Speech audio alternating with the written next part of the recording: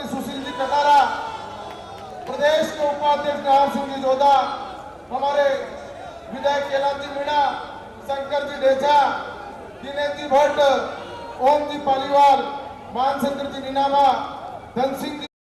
तो आज सभी साधु संत हमारे को आशीर्वाद देने के लिए यहाँ मंच पर विराजमान और सामने भी विराजमान है। मैं निवेदन करना चाहता हूँ, कामों की बात तो गिनाऊं तो शायद मेरा 16 साल का कार्यकाल रहा और उसमें भारतीय जनता पार्टी का आशीर्वाद रहा, चाहे वो राज्य सरकार में कैबिनेट मिनिस्टर रहा, टीएडी मंत्री भी रहा, महिला और बाल विकास भी रहा।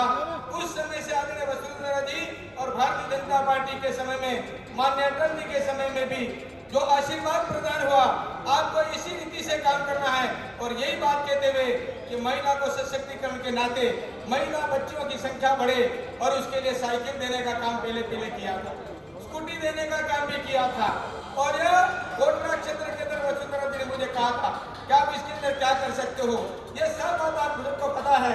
और यही नहीं, अटल जी ने कहा था कि गांवों में, पालों में, पहाड़ों में कोई रोड नहीं है, तो 250 की आबादी का ये सड़क बनाने का काम आपने इसकी शुरुआत की थी।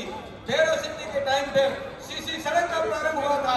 आदरणीय वसुंधरा जी के काल में गौरव पथ का निर्माण हुआ, गांव में गंदगी कम हुई, मच्छर कम काटने लगे। और ये सब बात हम सोचते हैं कि क्या ये बाप पार्टी कर सकती है? क्या कांग्रेस ने 70 साल तक राज किया तो क्या इसने सब काम किया है? नहीं किया।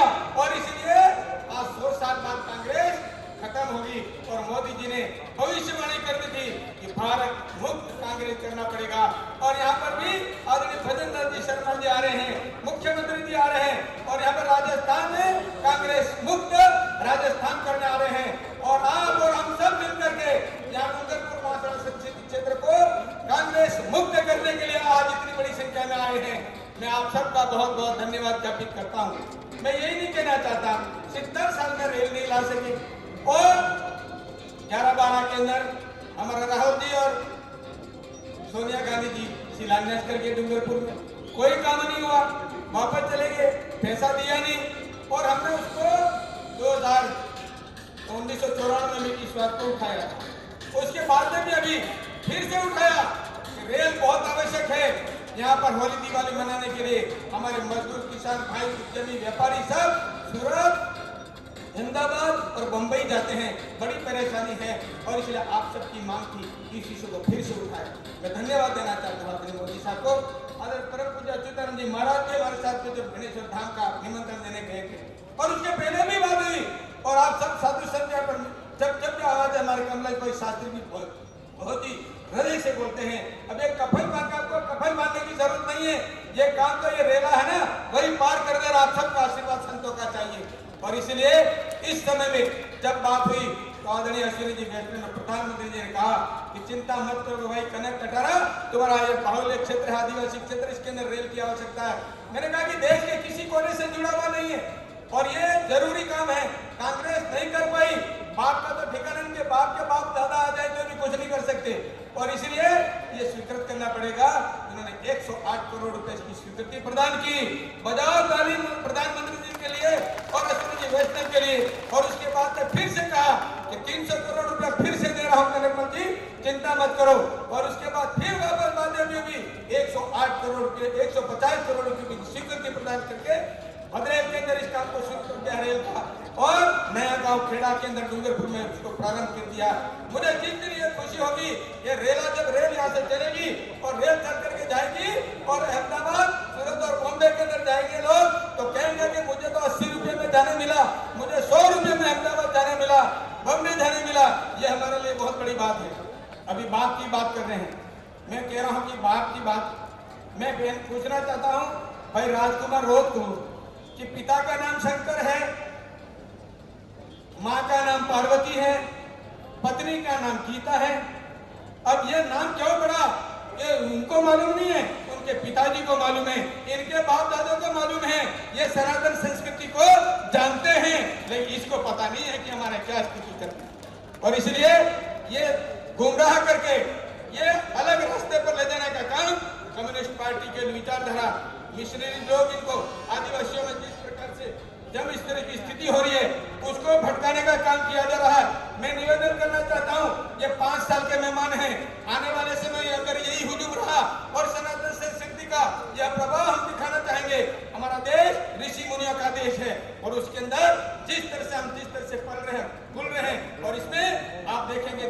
बेणेश्वर धाम कहो, गोटियामा कहो, चाहे माँ त्रिपुरा सुंदरी कहो, और मानगढ़ धाम कहा 13 करोड़ मानगढ़, 7 करोड़ माँ त्रिपुरा सुंदरी का, 3 करोड़ गोटियामा का। उसके बाद की स्थिति आप देखेंगे तो करोड़ों रुपया हमने जिस प्रकार से सांस्कृतिक राष्ट्रवाद के नाम से सनातन संस्कृति को बचाने की दृष्टि से आदरणीय वसुंधरा जी के समय, भैरव सिंह जी शेखावत के समय में, अटल जी के समय में और नरेंद्र भाई मोदी जी ने ऐतिहासिक काम कर दिया, जिसके अंदर आप हम देखेंगे कि 370 धारा राम मंदिर का काम हम चले थे, कहते थे कहाँ चले, हम अयोध्या चले, कहाँ चले भाई, मंदिर वहीं बनाएंगे। आज वो साकार हो रहा है। 1992 की स्थिति आपने देखी है और उसके अंदर आप देख करके पता लगेगा, अरे वाह, 500 साल बाद आज तो दृश्य देखने को मिल रहा है। भगवान तो आंखें खोल करके देख रहे कि वाह रे, ये 21वीं सदी हमारे मोदी जी ने कहा है 24 से 47 तक ये 25 साल पहले की योजना बना करके यह देश को है वो हमारा विश्व गुरु बनाने की दृष्टि से एक कार्य योजना बन रही है और उसके अंदर हम सब बातचीत कर रहे हैं। तो आज ये हमको दिख रहा है, बड़ी खुशी हो रही है। ये भक्त तो आते और जाते रहेंगे, उम्मीदवार आते और जाते रहेंगे, लेकिन हिंदू संस्कृति, हमारा सनातन धर्म, हम सब इसको आज जिस तरह से संरक्षित कर रहे हैं, साधु संतों का आशीर्वाद है, ये सब हमारे साथ में है। आने वाले समय में देख लीजिए, मेरे जितने भी साथी कल मैंने फारम बरासू में देखा था, रेलिंग थी, इसको तोड़ते आगे जा रहे थे और उधर कागरी डूंगरी में भी मैं इसका इतिहास पूरा जानता हूँ और उसके अंदर विक्रम कटारा को पहले चढ़ा दिया वहां पर। उसके बाद में कांग्रेस के लोग और भाजपा पार्टी के लोग दोनों ही विधायक वहां चढ़ गए और अपने आप को मानने लगे कि हमारे साथ में इतने युवा हैं, हम अपना अलग पार्टी बनाएंगे, पीटीपी बनाएंगे।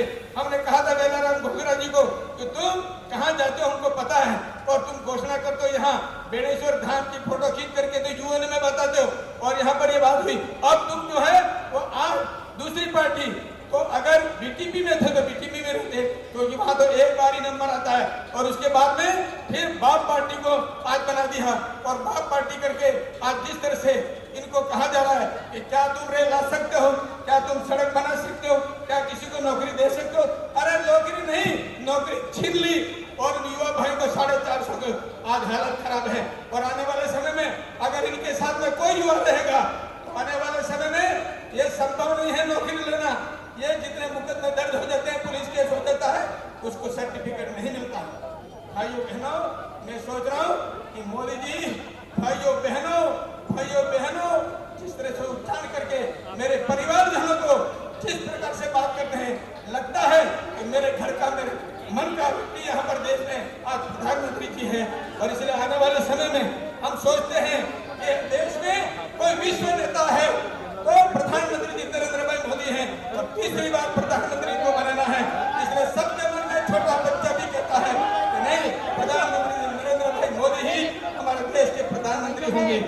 आप और सबकी मन की इच्छा, बोलने का तो बहुत कुछ हो रहा है और इसलिए मैं कहना चाहता हूँ कि न तो कोई विकास कार्य करा सकते, न कोई ऐसा बात कर सकते, न कोई नौकरी दे सकते, न किसी का भला कर सकते, केवल अपने स्वार्थ की बात करके चले जाते हैं। एक विधायक सागवाड़ा तो बैठ गया, मेरा तो हो गया सब कुछ, अब मेरे को कुछ नहीं करना है।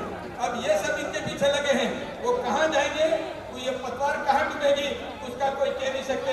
मैं चैलेंज करता हूँ, ये 5 साल होंगे, 5 साल के बाद में आज जिस परिस्थिति होगी उसका कोई देख नहीं सकेंगे और वो लोग साथ में वो भी कहेंगे कि हमने 5 साल का 10 साल और घुमा दिए, हम हमारे परिवार को संभालते, नौकरी करते, लेकिन इनके पीछे हम कहाँ कितना समय खराब कर दिया, ये बात कहेंगे। मैं सोच रहा हूँ इस अवसर पर जिस तरह से आदरणीय प्रधानमंत्री जी का मकसद है और आदरणीय भूपेंद्र जी शर्मा जी, इन्होंने कहा था हम रात में आएंगे तो पेट्रोल डीजल के भाव कम करेंगे, 2% की कमी, 5 से 7 रुपए का फर्क पड़ गया। कहा था कांग्रेस वालों ने, कहा था मैं कह रहा हूँ कि तुमने खेती कटा पानी लाऊंगा, कहाँ गया वो पानी, वहां से वहां क्या बात घोषणा की थी। तुम अगर कांग्रेस ने समर्थन दिया था और मालिका जी अभी दबेश्वर में बोलते होंगे, लेकिन पहले भी कहा था ना 25 करोड़ रुपया लेकर के आज समर्थन दिया कांग्रेस को, वो कहाँ गए। और तुम दूसरे साथ में चलने वालों को कहते हैं कि चने खा करके काम करो, ये चने खा करके काम करने वाला तुम राज करोगे, ऊंट पे बैठोगे, ऊंट पे बैठ करके क्या करना चाहते हो। ये सब नाटक है, ये नाटक है, उनके पीछे नहीं लगना। खीर तो हम भी खाना चाहते हैं, भजन भी हम गाना चाहते हैं। और आप सर्व समाज संस्कृति का बेड़ेश्वर धाम को सर्व समाज ने मिलकर के जिस तरह से इस काम को पूरा किया है, उसी से संदेश ले लेना चाहिए। और इसलिए मैं आपसे प्रार्थना करता हूँ कि इस समय में आप और